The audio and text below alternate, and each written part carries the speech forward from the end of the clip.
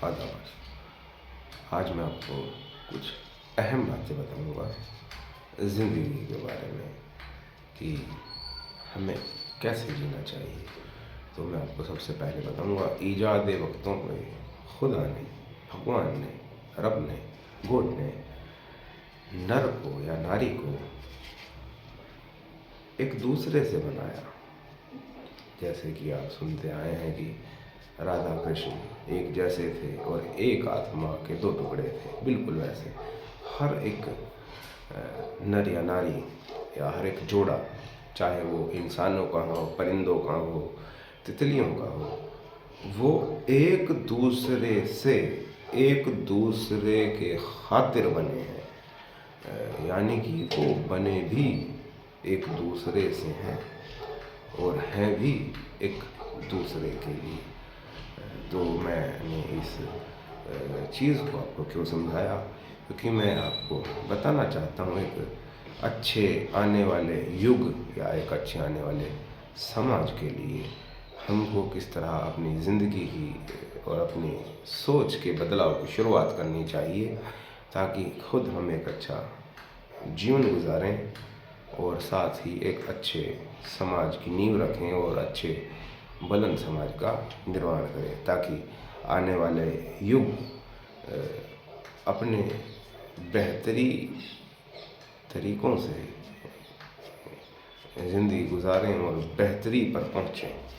तो ये चीज़ थी एक मैंने आपको बताई। दूसरी बात ये थी कि अब क्योंकि आप अपनी औरत से बने हैं, औरत के लिए, या औरत अपने मर्द से बनी है अपने मर्द के लिए, तो जियो या मरो भी अपनी औरत के लिए या औरत पर। तो यही बात है कि हर एक लड़के को या लड़की को मैं ये कहना चाहता हूँ कि जियो तो अपनी औरत या मर्द के लिए और मरो तो अपनी औरत या मर्द के लिए के मर्द या औरत पर। तो ये बात है कि जो जान है वो कीमती है। कुछ लोग अपनी जान को फजूल की चीज़ों में खर्च करते हैं। जैसे कि मैं आपको और एक गहराई की बात बताऊं कि मान लो हिंदुस्तान और पाकिस्तान है और इसमें लड़ाई हो रही है, या चाइना और हिंदुस्तान की लड़ाई है, तो हकीकत में आप देखोगे तो जो सरकारें हैं या नस्लें हैं, ज़ातें हैं, धर्म हैं, ये एक दूसरे में नफ़रतें पैदा करते हैं, जबकि इसके उलट धर्मों को मोहब्बतें बांटने के लिए बनाया गया था। तो ना जाने कि वो अधर्म के रास्ते पे चल पड़ा है।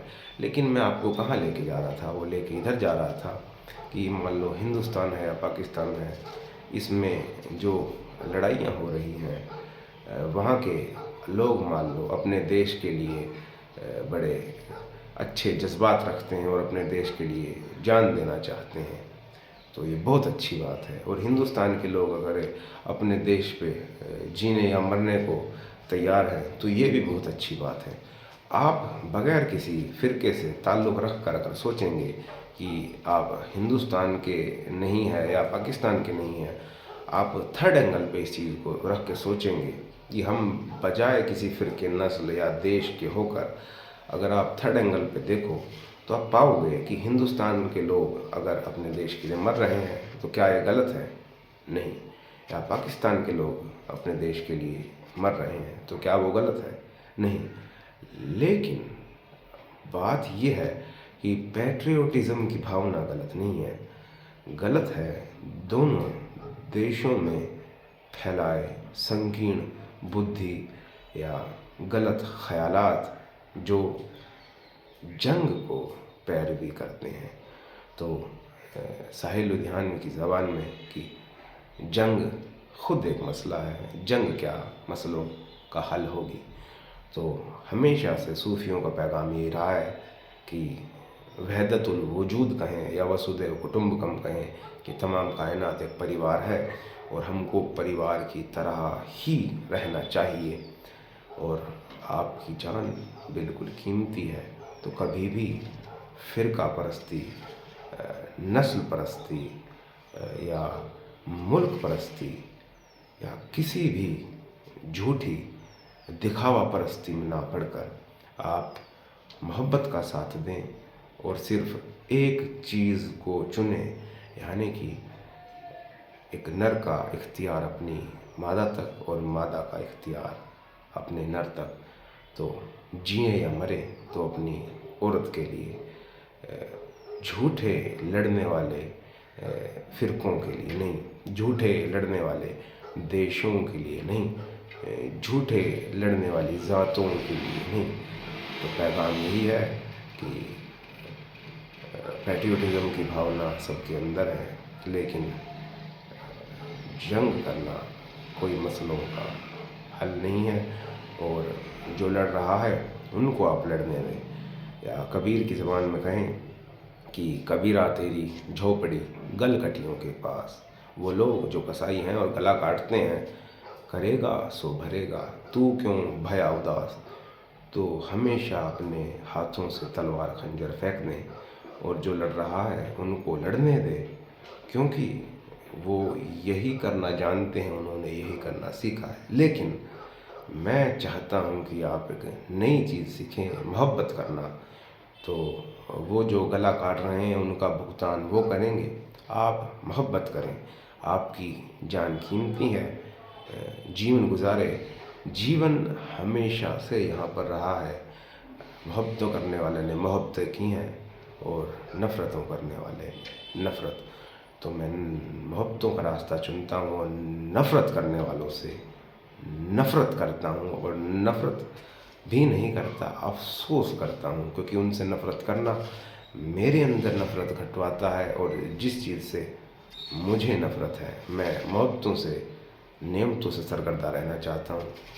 तो मैं चाहता हूँ कि आप भी इसी बात को सीखिए और नेमतों से और मोहब्बतों से सरगर्दा करें, और नफ़रतों का ख़याल तक अपने ज़हनों में ना आने दें, और अपनी जान की कीमत को समझें, और बिना किसी फ़िरका परस्ती और किसी मुल्क परस्ती में पड़कर हमेशा मोहब्बत की राह पर चलें।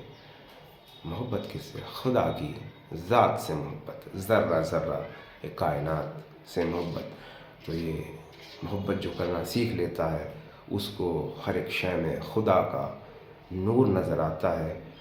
तो पाकिस्तान के लोग ना उसे दुश्मन नज़र आते हैं, और रशिया के लोग ना उसे दोस्त। खुद को उसको हर एक नस्ल, हर एक मुल्क, हर एक फ़िरका, हर एक ज़ात और हर एक शय में खुदा का जलवा नज़र आता है, जिसमें वो एक अच्छा जीवन गुजारता है, मोहब्बत भरा जीवन गुजारता है। तो मैं चाहता हूँ कि आप एक जागे हुए आदमी की तरह अपने जीवन को गुजारें, और कसाईयों के मोहल्ले में कबीर बने, जो कसाई के मोहल्ले में रहकर भी हमेशा भक्ति कर रहे हैं और मोहब्बत कर रहे हैं, भले ही उनके चारों तरफ कसाई कितनों का गला काट रहे हैं, क्योंकि करेगा सो भरेगा तू क्यों भया उदास।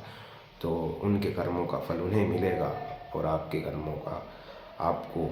और ये दो कन्फ्लिक्ट हमेशा से प्रकृति में मौजूद है, कि ये आध्यात्मिक ज़बान में नफ़रत करने वालों को या बुरा करने वालों को खाद पानी कहा गया है, दरवेशों का, सूफ़ियों का।